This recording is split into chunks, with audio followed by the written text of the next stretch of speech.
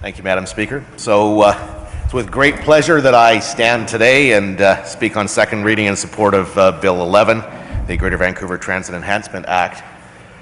Obviously, for the community I represent, Coquitlam-Burke Mountain, the completion of the Evergreen line is something of extreme importance and something that we have been waiting for, as many have mentioned, for many years. Obviously, the critic spoke about transit in the region for some time. One will remember in the 1990s that initially the Millennium Line was supposed to come into Coquitlam and into the Tri-Cities, and unfortunately, with changes made to the routing for that line, it didn't, and the people of the Tri-Cities unfortunately didn't get the SkyTrain line that they had been promised and hoped to get at that point. But now, with this new funding proposal put forward and requested by the Mayor's Council on Transportation for the region, we hopefully will now see the Evergreen line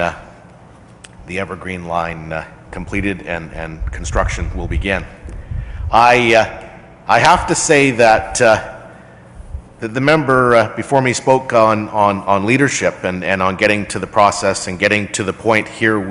We're now talking about the funding for transportation, and it's important to note that for several years now, the province has taken the lead on the Evergreen line. The province has completed and spent significant dollars over the last number of years in making sure that we're now in a position to go to tender and actually build the Evergreen line. The province took the lead in making sure that the engineering and the environmental studies and the design for the stations and the alignment were all completed. The province has spent considerable resources acquiring property along the route. The province has put many things in place in order for the Evergreen line now to move forward. And it's only by the leadership of the province putting us in that position that we now are able to move forward with the Evergreen line now that the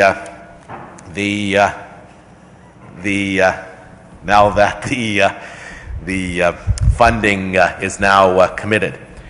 It has been a long process since TransLink and the Mayor's Council first came to the province and asked for funding for the Evergreen line.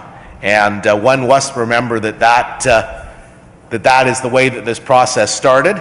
And it was the province and the federal government that did step up with their side of the funding.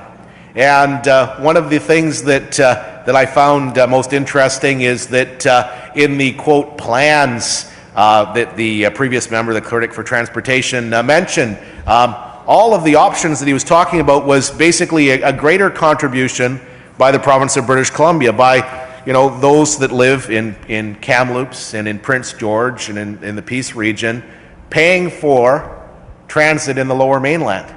And what this bill does, Madam Speaker, is this bill is the regional commitment to transportation for the Evergreen line and for other transit improvements within the Lower Mainland.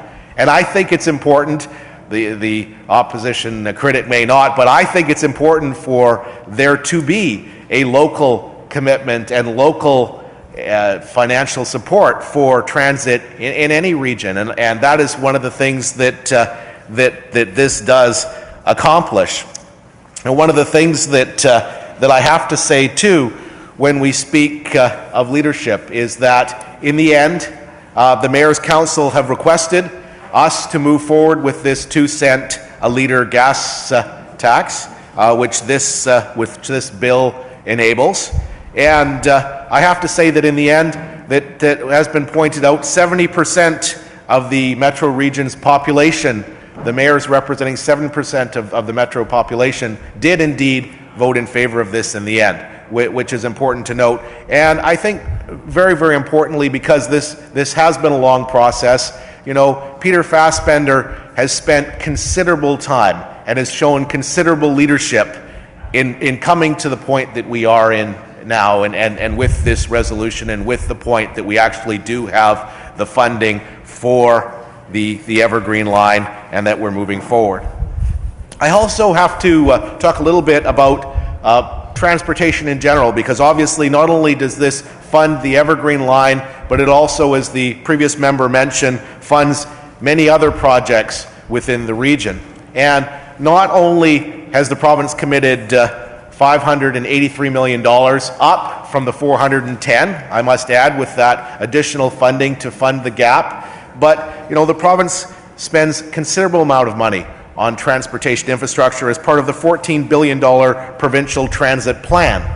And we do have a plan for the region. And basically, you know, it started with the Canada line, which has been immensely successful. The ridership numbers on the Canada line far surpass what we expected in the first place. And the reason why that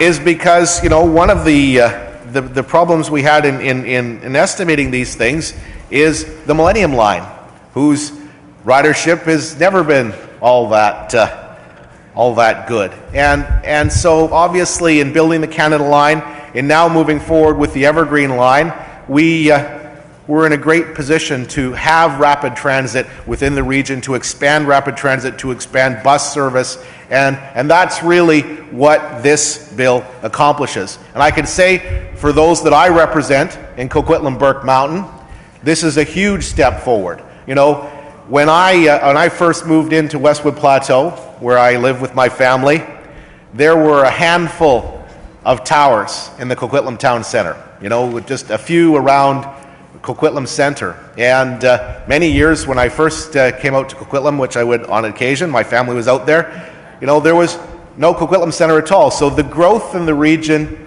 is immense. And now not only do we have a handful of towers, but we'll have 30 towers over 20 stories.